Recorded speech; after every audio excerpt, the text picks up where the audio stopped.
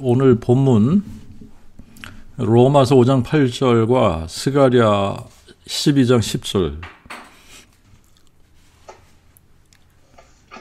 로마서 5장 8절 그리고 스가랴 12장 10절입니다. 자, 제가 로마서 5장 8절부터 읽겠습니다. 로마서 5장 8절. 그러나 우리가 아직 죄인이었을 때에 그리스도께서 우리를 위하여 죽으심으로 하나님께서 우리에 대한 자신의 사랑을 확증하셨느니라. 스가랴 12장 10절입니다.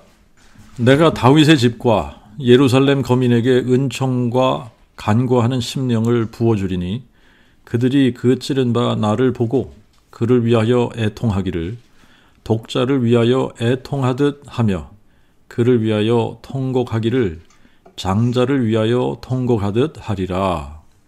네, 우리 그렇게 두 군데 로마서 5장 8절과 스가랴 12장 10절 두 군데 읽었습니다. 사람에게 있어서 일생일대에 가장 중요한 일이 있다면 우리에게 가장 중요한 일은 우리를 창조한 창조주 하나님, 그리고 이 땅에 친히 사람 되어 오셔서 우리 죄를 인하여 우리를 대신 십자가에 달려 손과 발이 찔리시고 옆구리를 창에 찔려 죽으시고 우리에게 영원한 생명을 주시기 위해서 부활하신 구세주, 대속주, 부활이요 생명이신 하나님을 아는 겁니다. 그래서 그분을 마음에 믿는 거예요. 사람이 망하는 이유는 딱 하나더라고요. 사람이 망하는 이유는 하나님을 아는 지식이 없으면 망하게 됩니다. 세상적으로 아무리 잘 나가는 것 같은 사람도 하나님을 모르면 망하게 되어 있습니다. 온 천하를 얻고도 생명을 잃으면 그가 얻은 온 천하가 무슨 유익이 있느냐 그랬거든요. 그래서 영원한 생명을 얻는 것이 온 천하를 얻는 것보다 더 중요한 겁니다. 하나님께서 사람을 창조하실 때에 영원을 사모하는 마음을 주셨어요. 우리를 영원한 존재로 만드셨기 때문에 그래요. 사람에게는 죽음이 끝이 아닙니다. 죽음 이후에 영원한 세계가 있다는 것을 막연하게나마 알게 하신 거예요. 아무리 천국과 지옥이 없다고 고집을 펴고 안 믿으려고 해도 있는 것을 없게 할 수는 없는 거거든요. 보이는 세계가 있고 보이지 않는 세계가 있는 겁니다. 보이는 세계는 보여지는 것에 의해서 만들어진 것이 아니라 보이지 않는 세계에 의해서 만들어진 거예요. 그래서 히브리서 11장 3절에도 믿음으로 온 세계가 하나님의 말씀으로 지어진 줄 우리가 아나니 그러므로 보이는 것들은 나타난 것들로 된 것이 아니니라. 사람이 만들어지기 전에 이미 하늘과 땅이 만들어졌었고 사람이 만들어지기 전에 물과 궁창이 만들어졌잖아요. 바다와 육지가 만들어졌고 풀과 채소와 나무와 과일들이 종류대로 만들어졌고 해와 달과 별들이 먼저 만들어졌고 물속에 물고기들과 하늘을 나는 새들이 종류별로 만들어졌고 땅의 짐승과 곤충들이 종류별로 만들어진 다음에 사람이 맨 마지막에 만들어진 겁니다. 그래서 우리는 이미 다 만들어진 것을 보는데 우리 눈에 보이는 이 만물이 이미 눈에 보이지 않는 하나님에 의해서 만들어진 것이다. 그런데 보이지 않는 세계는 우리가 영의 세계라고 말을 합니다. 하나님은 영이세요. 그래서 우리 눈에 보이지 않습니다. 근데 우리 눈에 보이지 않는다고 해서 보이지 않는 세계가 존재하지 않는 것이 아니라는 거예요. 로마서 1장 20절에는 창세로부터 하나님의 보이지 아니하는 것들, 곧 그의 영원하신 능력과 신격이 그의 만드신 만물에 분명히 보여 알게 되나니 그러므로 저희가 핑계치 못하느니라 그랬거든요. 보이지 아니하는 것들이 뭐냐? 하나님의 영원하신 능력과 그의 신격, 신성. 보이지 않는 거예요, 우리 눈에는. 그런데 그의 만드신 만물에 그분의 보이지 않는 신성과 그분의 능력이 보여서 알게 된다. 그래서 핑계할 수 없다 그랬습니다. 히브리서 3장 4절에는 집마다 지은이가 있으되 이 모든 것을 지으신 이는 하나님이시다 그랬어요. 그래서 이거는 우리가 상식적으로 조금만 생각을 하면 우리 눈으로 보여지는 모든 것이 누군가에 의해서 만들어진 겁니다. 그런데 성경은 이 모든 것을 지으신 이가 하나님이시다. 이게 상식적인 것이다. 이렇게 말씀하신 거예요. 이게 상식적인 거 아니냐? 마치 집이 있다면 집을 지은 사람이 있는 것과 같이, 시계가 있으면 시계를 만든 사람이 있는 것 같이, 만물을 지으신 이 전능자, 만물을 지으신 전능자가 계시다. 이것이 상식이다. 이 얘기예요. 그런데 그의 만드신 만물을 보면 인간이 흉내낼 수 없는 하나님의 지혜와 능력이 하나님께서 만드신 그 작품을 통해 나타난다는 겁니다. 그런데 창조를 가지고 오는 하나님을 알기에는 너무나 막연한 거예요. 하나님이 계시다는 것은 알겠는데 누가 하나님이냐? 이거는 알 수가 없는 겁니다. 그래서 하나님은 자신을 알 수 있도록 성경에 특별하게 계시를 해주신 건데, 성경에 자신을 계시해 주실 때도 정확하게 계시해 주셔야 우리가 하나님을 바르게 알고 바르게 믿을 수 있지 않습니까? 그래서 하나님은 가능한 단순하고 정확하게 계시해 주셨어요. 그런데 문제는 뭐냐면 사람들이 여기다가 자기의 생각을 집어넣기 시작을 한 거예요. 하나님은 단순하고 정확하게 계시를 해주셨는데 사람들이 그 단순하고 정확한 거에다가 자기의 생각들을 집어넣어서 이상한 교리를 만드는 것이 그게 문제입니다. 그러면 우리가 성경에서 하나님에 대한 계시, 하나님, 성경에서 하나님은 누가 하나님이라고 그러냐? 여호와가 하나님이다. 이렇게 가르쳐주고 있는 거예요. 여호와, 그가 하나님이시다. 아도나이 후 하 엘로힘, 여호와, 그가 하나님이시다. 여호와, 그는 그 하나님이시고 그 외에는 없다. 아도나이 후 하 엘로힘 에인 오드, 그 외에는 없는 거예요. 여호와, 그분이 하나님이시고 그분 외에는 없다. 그리고 아도나이 엘로헤이누 아도나이 에핫, 우리 하나님 여호와는 한 분 여호와시다. 여호와는 한 분이시고 여호와 외에 하나님이 없다. 이게 하나님 자신이 하나님에 대해서 가르쳐 주신 거예요. 그러므로 누가 하나님이시냐? 여호와가 하나님이시다. 여호와 외에 다른 신이 있는 거냐? 없다. 아무도 없다. 그러면 여호와는 몇 분이냐? 한 분이다. 이렇게 가르쳐 주신 거예요. 여기서 헷갈릴 게 있나요? 헷갈릴 게 없잖아요. 근데 여기서 하나님은 세 분인데 하나다. 이런 아이디어가 조금이라도 있나요? 없잖아요. 여호와는 한 분이십니다. 여호와는 한 분이시고 여호와 외에는 신이 없다. 그리고 마침표, 그죠? 여호와는 한 분이시고 여호와 외에는 신이 없는 거예요. 여호와 외에는 아무도 없다. 끝. 그러면 여호와 하나님은 어떤 하나님이시냐? 그분은 처음과 나중이시고 시작과 끝이고 이제도 계시고 전에도 계셨고 장차 오실 자고 스스로 존재하시고 그분은 전능자시고 그분은 지존자시고 그분은 모든 것을 감찰하시고 아시는 분이고 모든 것을 충족하게 채우시는 분이고 그분은 영원하시고 무한한 지혜와 능력을 가지신 분이고 그분은 하늘과 땅을 지으시고 사람들로 땅에 거하게 만드신 분이고 그분은 의로운 재판장이시고 환난 날에 도우시는 자시고 거룩한 자시고 평강의 왕이시고 영원한 생명이시고 그분은 우리의 구원의 하나님이십니다. 그럼에도 불구하고 하나님이 눈에 보이지 않기 때문에 우리는 하나님을 그냥 개념적으로만 알 수밖에 없는 형편이라서 하나님께서 친히 사람 되셔서 우리의 죄를 대속하시고 죽은 자 가운데서 부활하셔서 자신이 부활이고 생명이신 여호와 하나님이다 라고 하는 것을 분명하게 우리에게 보여주신 거예요. 그래서 요한복음 17장 3절에는 이 영생은 유일하신 참 하나님과 아버지께서 보내신 자 예수 그리스도를 아는 것이니다 그랬습니다. 그 복음은 예수 그리스도가 누군가를 선포하는 거예요.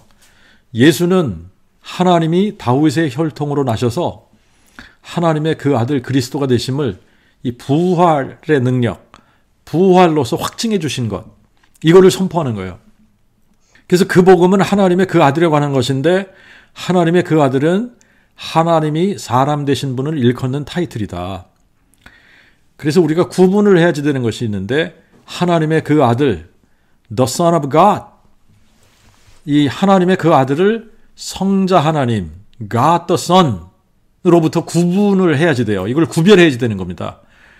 The Son of God, 하나님의 그 아들하고 God the Son, 성자 하나님하고는 완전히 다른 거예요. 이거는 비슷한 말도 아니고 완전히 다른 말입니다. 그래서 비슷하게 들릴 수는 있어요. 그런데 비슷한 말도 아니고 완전히 다른 의미를 가지고 있는 다른 말인 거예요. God the Son, God the Son이라고 하는 말은 The Son, 그 아들이라고 불리는 God, 신이라는 말이고 The Son of God은 말 그대로 하나님의 아들인데 하나님이 낳으신 아들이라는 말입니다. 너는 내 아들이라. 오늘날 내가 너를 낳았도다. 그래서 하나님의 그 아들이란 말이에요. 하나님이 낳으셨기 때문에. 그러므로 사람 되신 하나님을 하나님의 그 아들이라고 부르는 거다. 근데 이제 우리가 이해하지 못하는 건지 아니면 이해하지 않으려고 하는 것인지는 모르겠어요. 그런데 잘 이해하지 못하는 것이 하나님의 전능하심을 잘 이해하지 못하는 것 같아요. 그래서 하나님을 생각할 때 우리 인간적인 개념에서 하나님을 설명하려고 하는 실수를 하는 겁니다. 자, 사람으로서 불가능한 게 뭐냐면 사람은 자기가 자기 자신의 아버지가 되거나 자기 자신의 아들이 될 수가 없어요. 그것은 불가능한 일이에요. 우리한테는 이거는 불가능한 일이에요. 그런데 그 복음은 하나님 자신이 사람이 되시면서 하나님이 하나님의 그 아들 되신 사건. 그래서 하나님은 자신의 아들도 되시고 또 자기 아버지도 되시는 이 신비로운 일이 바로 그 복음인 거예요. 하나님은 한 분이시고 그분이 바로 여호와십니다. 여호와만이 하나님이시고 그 외에는 하나님이 존재하지 않습니다. 우리가 성육신이라는 단어를 쓰는데 성육신이라는 단어는 하나님이 육신이 되셨다는 의미의 단어입니다. 그런데 하나님이 한 분이세요. 그리고 한 분 하나님은 여호와세요. 그러면 하나님이 사람 되셨다면 누가 사람 되신 거냐? 여호와가 사람 되신 거예요. 그리고 여호와가 사람 되신 분이 누구냐? 예수 그리스도란 말이에요. 그래서 성경 전체에 암시되어진 그리스도의 의미는 여호와 하나님이 사람 되신 분, 다윗의 뿌리가 다윗의 자손 되신 분이라는 뜻입니다. 그러므로 예수 그리스도, 그러면 예수 그리스도의 의미는 예수는 여호와 하나님이 사람 되신 분이다 라는 의미예요. 자, 그렇게 우리가 이해를 하고서 로마서 5장 8절을 다시 읽어보면 우리가 아직 죄인 되었을 때 그리스도께서 우리를 위하여 죽으심으로 하나님께서 우리에 대한 자신의 사랑을 확증하셨느니라. 자, 그리스도를 하나님이 사람 되신 분으로 대입을 해서 다시 읽어보겠습니다. 우리가 아직 죄인이었을 때 여호와 하나님이 사람 되신 분 그리스도께서 우리를 위하여 죽으심으로 하나님께서 우리에 대한 자신의 사랑을 확증하셨느니라.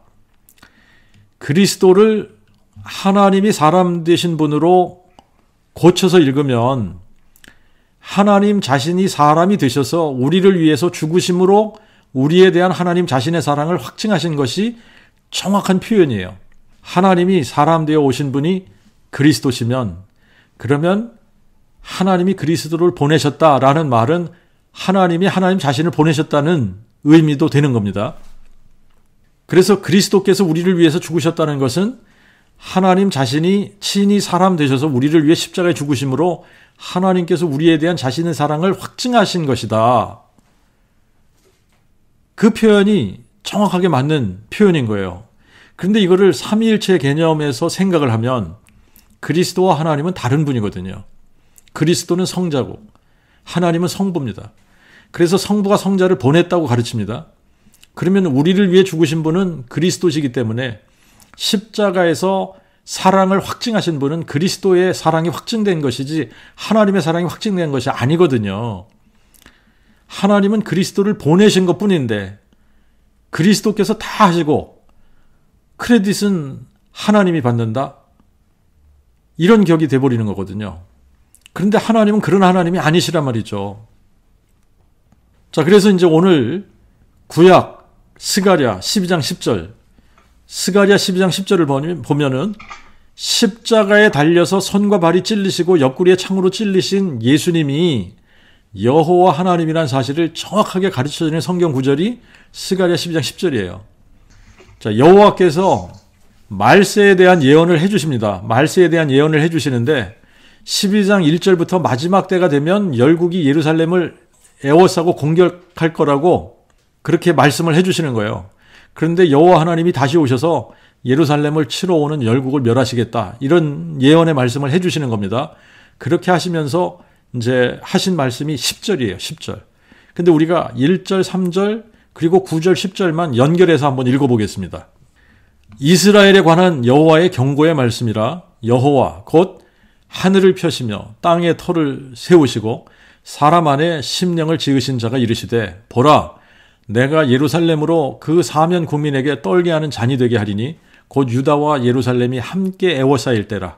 또 그날에는 내가 예루살렘으로 모든 국민에게 무거운 돌이 되게 하리니 무릇 그것을 드는 자는 크게 상할 것이라. 천하 만국이 그것을 치려고 모이리라. 그날에 예루살렘을 치러 오는 열국을 내가 힘써 멸하리라. 내가 다윗의 집과 예루살렘 거민에게 은총과 간구하는 심령을 부어주리니 그들이 그 찌른 바 나를 바라보고 그를 위하여 애통하기를 독자를 위하여 애통하듯 하며 그를 위하여 통곡하기를 장자를 위하여 통곡하듯 하리라. 자, 이 말씀을 누가 하신 거냐면 여호와께서 말씀하는 거예요. 여호와의 경고의 말씀이고 여호와 곧 하늘을 펴시며 땅에 터를 세우시고 사람 안에 영을 지으신 자, 심령이라고 우리가 번역을 했는데 영을 지으신 자라는 거예요. 영을 지으신 자, 여호와 하나님이 말씀하시는 거예요. 그래서 지금 이 12장에서 내가 하는 것은 다 여호와를 가리키는 거고, 그리고 12장 10절에 그들이 그 찌른 바 나를 바라보고 할 때 여기서 나를, 이거는 여호와 하나님을 가리키는 말입니다. 자, 이제 전수성경 여러분들이 다 가지셨잖아요. 그죠? 전수성경 스가랴 12장 10절에 그 풋노트를 보면 그 찌른 바 나를 하고 여호와 자신이 찔림을 받는다는 예언과 그 예언의 성취를 우리는 그리스도의 십자가에서 본다. 이렇게 기록을 해놨죠. 그죠?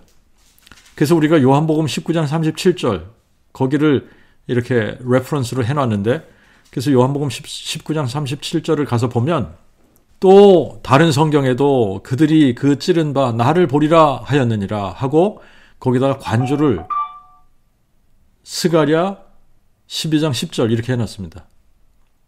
그래서 거기 풋노트에 요한복음 19장 37절 거기 풋노트를 보면은 다른 성경에도 이거는 스가랴 12장 10절을 가리킨다. 즉 여호와께서 이르시기를 그들이 그 찌른 바 나를 바라보고 그를 위하여 애통하기를 독자를 위하여 애통하듯 하며 이렇게 친절하게 해놓으셨어요. 그러니까 스가랴 12장 10절은 여호와 하나님께서 자신이 친히 사람이 되셔서 십자가에 달리셔서 손과 발이 찔리시고 옆구리를 창에 찔리실 것을 미리 예언하신 말씀이에요. 그 말씀을 성취하신 분이 예수 그리스도시고, 그러므로 예수는 여호와 하나님이 사람 되신 분이 예수 그리스도다. 이게 이제 스가랴 12장 10절의 그 말씀으로 우리가 알 수 있는 부분입니다. 자, 그런데 이제 스가랴 12장 2절부터 보면 하나님께서 마지막 때에 되어질 일들, 마지막 때에 되어질 일들을 이렇게 말씀을 하시는 거예요.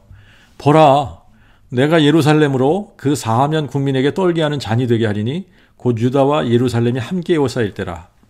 또 그날에는 내가 예루살렘으로 모든 국민에게 무거운 돌이 되게 하리니 무릇 그것을 드는 자는 크게 상할 것이라. 천하 만국이 그것을 치려고 모이리라. 그날에 나 여호와의 말이라.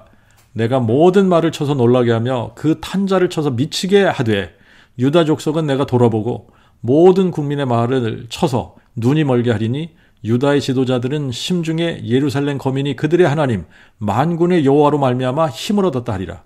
그날에 내가 유다 지도자들로 나무 한가운데 화로 같게 하며 곡식 단 사이에 횃불 같게 하리니 그들이 그 좌우에 애워싼 모든 국민을 살릴 것이요 예루살렘 사람은 다시 그 본 곳 예루살렘에 거하게 되리라. 여호와께서 먼저 유다 장막을 구원하시리니 이는 다윗의 집의 영광과 예루살렘 거민의 영광이 유다보다 더하지 못하게 하려 하심이라. 그날에 여호와께서 예루살렘 거민을 보호하시리니 그 중에 약한 자가 그날에는 다윗 같겠고 다윗의 족속은 하나님 같고 무리 앞에 있는 여호와의 천사 같을 것이라. 그날에 예루살렘을 치러 오는 열국을 내가 힘써 멸하리라. 내가 다윗의 집과 예루살렘 거민에게 은총과 간구하는 심령을 부어주리니 그들이 그 찌른 바 나를 바라보고 그를 위하여 애통하기를 독자를 위하여 애통하듯 하며 그를 위하여 통곡하기를 장자를 위하여 통곡하듯 하리라. 자, 그러면서 여호와께서 하시는 말씀이 계속 기록이 되어져 있어요. 13장, 14장. 계속 여호와께서 하시는 말씀이 계속 기록이 된 겁니다. 자, 이게 여호와께서 하시는 말씀이요. 마지막 때 무슨 일이 일어날 것인지 말씀하시는 겁니다. 마지막 때 무슨 일이 일어나냐? 천하만국이 예루살렘을 치려고 모여든다는 겁니다. 누가복음 21장에도 누가복음 21장 20절에는 예루살렘이 군대들에게 에워싸이는 것을 보거든 그 멸망이 가까운 줄을 알라 그랬어요. 우리가 스가랴서 12장에는 이 대환란에 관계된 부분은 묘사하지 않았습니다.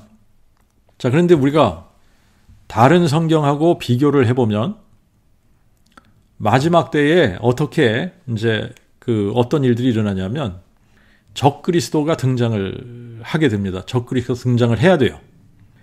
그래서 예루살렘을 중심으로 유대인들과 많은 나라들이 7년 동안 언약을 굳게 맺습니다. 평화조약 같은 거를 맺는 거예요. 많은 나라의 지도자들을 설득하고 또 유대인들을 설득을 해서 7년 동안 평화조약을 맺는데 성공하는 사람이 적그리스도인 거예요. 근데 이 7년 동안 맺은 언약 중에 절반, 3년 반 동안은 평화가 지켜지는 듯 해요. 그러다가 7년의 절반, 3년 반이 되면 적그리스도가 자기의 정체를 드러내는 거예요. 한 일의 절반에 선지자 다니엘의 말한 바 멸망에 가증한 것이 거룩한 곳에 서게 되고 제사와 예물을 금지하고 예루살렘이 적그리스도의 군사들에 의해서 애워싸임을 당하게 됩니다. 자, 그리고 무슨 일이 벌어지냐? 예루살렘 성전, 이제 이 예루살렘 성전에서 제사와 예물을 드릴 수 있게 한 것으로 봐서 이제 마지막 때가 되면 예루살렘의 성전이 지어지게 된다는 것을 우리가 알 수 있습니다. 그런데 이 예루살렘 성전에 적그리스도가 자기 모습의 신상을 만들어 놓고 자신이 하나님이라고 선언하는 거예요. 이 부분을 데살로니가 후서 2장에서 이렇게 기록을 했습니다. 형제들아, 우리가 이제 너희에게 구하는 것은 우리 주 예수 그리스도의 강림과 우리가 그 앞에 모임에 관하여 혹 영으로나 혹 말로나 혹 우리에게서라고 하는 편지로나 그리스도의 날이 이른다고 너희가 쉬 동심하거나 두려워하거나 하지 아니할 그것이라. 무엇으로든지 아무도 너희를 속이지 못하게 하라. 먼저 배교하는 일이 있고 그 죄악의 사람 곧 멸망의 아들이 나타나기 전에는 그날이 이르지 아니하리니 그는 대적하는 자라 또 신이라 불리는 것이나 경배를 받는 모든 것 위에 스스로를 높여 하나님처럼 그가 하나님의 성전에 앉아 자기를 보여 하나님이라 하느니라. 자, 이렇게 모든 사람들에게 자기를 하나님으로 섬기도록 요구하는 거예요. 그게 바로 성경에서 이야기하는 대환란입니다. 대환란이 어디서부터 시작하냐? 예루살렘에서부터 시작하는 거예요. 그래서 주님은 그때에 유대에 있는 자들은 산으로 도망할지어다. 이는 그때에 큰 환란이 있겠습니다. 창세로부터 지금까지 이런 환란이 없었고 후에도 없으리라. 그 날들을 감하지 아니하면 아무 육체도 구원을 얻지 못할 것이나 택하신 자들을 위하여 그 날들을 감하시리라. 그렇게 말씀하신 거예요. 그러면 대환란의 기간은 7년이냐? 아니죠. 7년이 아닙니다. 확실하게 아니죠. 3년 반도 아닙니다. 3년 반보다 짧은데 얼마나 짧은지 아무도 몰라요. 근데 분명하게 그 날들을 감하지 아니하시면 아무 육체도 구원을 얻지 못할 것이나 택하신 자들을 위하여 그 날들을 감하시리라 그렇게 말씀하셨어요. 자, 그러니까 3년 반보다는 짧은 기간인데 1년이 될지 2년이 될지 모르지만 이때에 전 세계적으로 순교자들이 생겨나고 이방인의 충만한 수가 채워지는 거예요. 근데 우리가 대환란과 하나님의 진노를 구분할 수 있어야 됩니다. 많은 사람들이 대환란과 진노를 구분을 못하면서 요한계시록과 종말을 강의하는 사람들이 있어요. 대환란은 적그리스도가 유대인들과 예수 믿는 사람들을 핍박하는 것이 대환란이에요. 그래서 이 대환란의 그 대표적인 일들이 계시록 13장에 나와 있는데 이때 특징이 뭐냐면 적그리스도를 위해서 우상을 만드는 겁니다. 그래서 우상에게 심지어는 생기를 줘서 이 짐승의 우상으로 말하게 하고 그리고 적그리스도의 우상에게 경배하지 않는 사람은 누구나 죽이게 합니다. 모든 자, 곧 작은 자나 큰 자나 부한 자, 가난한 자, 자유한 자, 종들로 또 뭐를 받게 하냐? 짐승의 표를 받게 해요. 666 표를 받게 합니다. 그래서 이 짐승의 표를 가진 자 외에는 사지도 팔지도 못하게 하는 때가 대환란의 때예요. 자, 우리가 지금 한번 이렇게 상상을 해보면 아무것도 살 수 없고 아무것도 팔 수 없다. 근데 이게 하루 이틀이 아니라 적그리스도가 권세를 가지고 있는 동안 짐승의 표를 받지 않으면 사고 팔고를 못한다. 요즘 세상에서는 이게 상상할 수 없는 일이거든요. 먹고 사는 것 자체가 이게 자급자족이 안 되면 이건 불가능해지는 거예요. 자, 그런데 적그리스도가 하는 짓이 뭐냐면 곳곳에 자기의 우상, 짐승의 우상을 만들어 놓고 경배하게 하고 또 우상에게 절하지 않으면 누구를 막론하고 죽이는데 13장 8절에 보면 창세 이후로 땅에 사는 자들 중에 죽임을 당하신 어린 양의 생명책에 그 이름이 기록되지 못한 자들은 다 이 짐승에게 경배하리라 그랬어요. 이때가 되면 그 복음을 마음에 믿지 않는 사람들은 다 적그리스도 앞에 굴복하게 되어 있는 겁니다. 정말 마음에 그 복음을 믿은 자들만 짐승의 표를 받지 않고 우상에게도 절하지 않고 순교를 하던가 버티든가 하는 거예요. 자, 그런데 이 부분을 계시록에서 살펴보면 계시록 6장에서 7인을 떼는 부분에서 5째 인을 떼는 부분에 해당이 돼요. 계시록 6장 9절에 5째 인을 떼실 때에 내가 보니 하나님의 말씀과 저의 가진 증거를 인하여 죽임을 당한 영혼들이 제단 아래에 있어서 큰 소리로 부르짖어 거룩하고 참되신 대주제시여 땅에 거하는 자들을 심판하여 우리의 피의 원한을 갚지 아니하시기를 어느 때까지 하시리니까 하니 저에게 각각 흰 예복을 주시면서 아직 잠시 동안 쉬되 너희 종료 종들과 형제들도 너희처럼 죽임을 받아 그 수가 차기까지 하라 하시더라. 5째 인을 떼시면 대환란의 피크가 되는 거예요. 그래서 하나님께서 정하신 순교자 수가 여기서 채워지고 이때 이방인의 충만한 수가 채워지는 겁니다. 자, 이방인의 충만한 수가 채워지고 나면 대환란이 끝나는 거예요. 이방인의 충만한 수가 채워지고 대환란이 끝나면 예수님이 공중에 강림하시게 됩니다. 이거를 마태복음 24장 29절에는 그날 환란 후에 즉시 해가 어두워지고 달이 빛을 내지 아니하며 별들이 하늘에서 떨어지며 하늘의 권능들이 흔들리리라. 그때에 인자의 표적이 그 하늘에서 보이겠고 그때에 땅의 모든 족속들이 통곡하며 그들이 인자가 구름을 타고 큰 영광으로 오는 것을 보리라. 저가 큰 나팔 소리와 함께 천사들을 보내리니 저희가 그의 택하신 자들을 하늘이 끝에서 저 끝까지 사방에서 모으리라. 자, 이게 언제 그런 일이 벌어지냐면 그날 환란 후에 즉시 대환란이 끝나면서 즉시 예수님께서 구름 타고 공중에 나타나신다는 거예요. 이때에 그리스도 안에서 죽은 자들이 먼저 영광스러운 부활의 몸으로 다시 살아나는 겁니다. 그래서 공중에서 주님을 영접하게 되는 거예요. 그리고 그 복음을 마음에 믿고 그리스도 안에서 살아있는 자들이 이제 죽은 자들이 먼저 일어나고 따라서 살아있는 자들도 영광의 부활의 몸으로 갈아입고 공중으로 올라가서 주님을 만나게 되는 겁니다. 자, 그런데 이때에 유대인들에게 무슨 일이 벌어지는 거냐면 이때에 유대인들이 예수님이 누구신 줄을 보게 되는 거예요.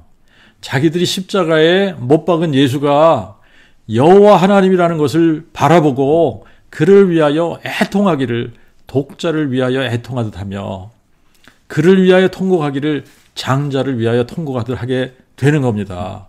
그들이 그 찌른 바 나를 바라보고, 그들이 그 찌른 바 나 여호와를 바라보고, 이 말이잖아요.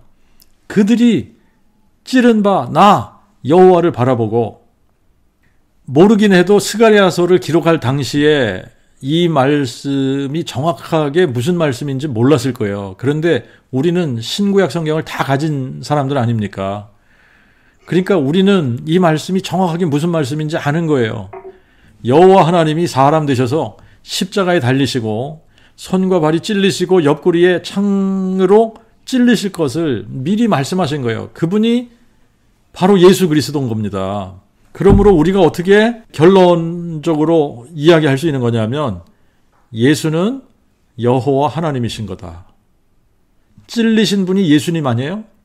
그런데 스가랴에서는 그들이 찌른 바 나 여호와를 바라보고 여호와 하나님께서 찔리신다는 거예요.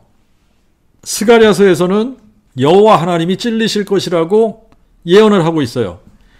그런데 실제적으로 찔리신 분은 예수님이에요. 그런데 여호와 하나님은 영이세요. 예수님은 육체세요. 그러니까 여호와 하나님이 사람 되신 분이 예수라는 게 맞는 겁니다. 십자가에 달려서 찔리신 분은 성자 하나님이 아니라 성자 하나님이라는 하나님은 존재하지 않는 신이에요. 성자 하나님이라는 하나님은 존재하지 않습니다. 삼위일체를 주장하고 믿는 것은 존재하지도 않는 신을 신학이라는 말도 안 되는 학문으로 만들어서 우상숭배하듯 신봉하고 있는 거예요, 지금.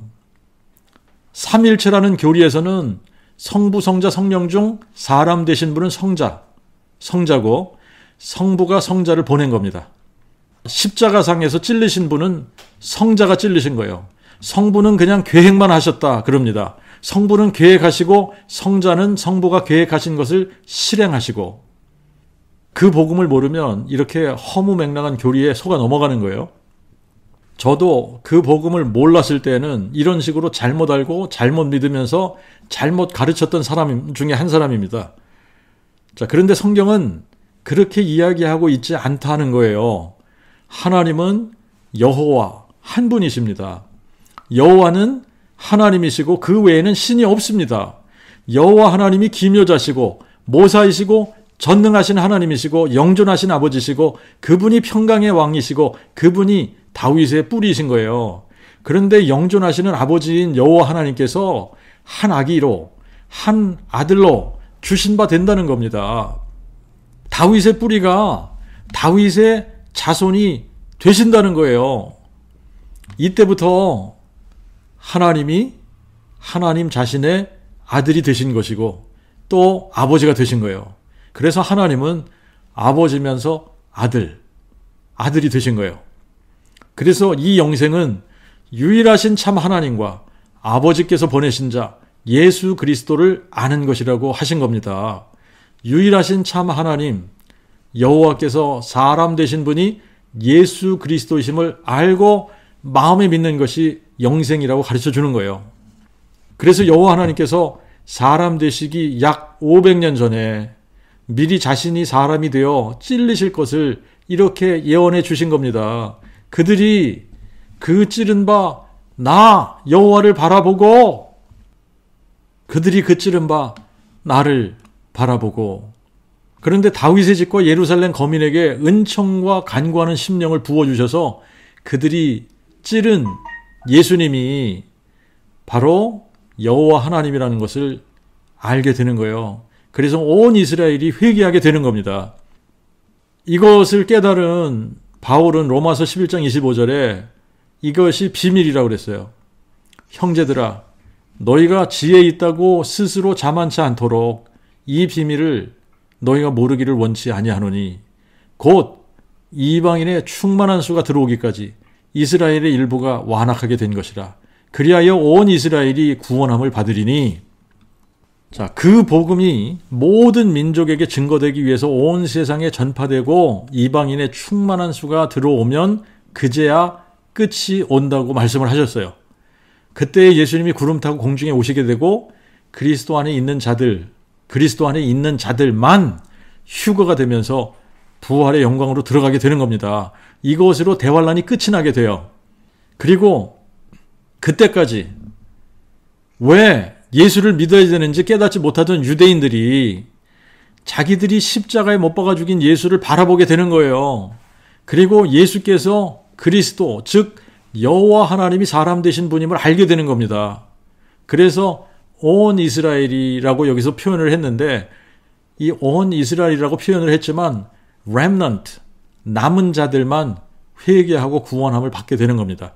이거를 요한계시록 7장에서는 각 지파별로 인 맞은 14만 4천을 기록하고 있어요.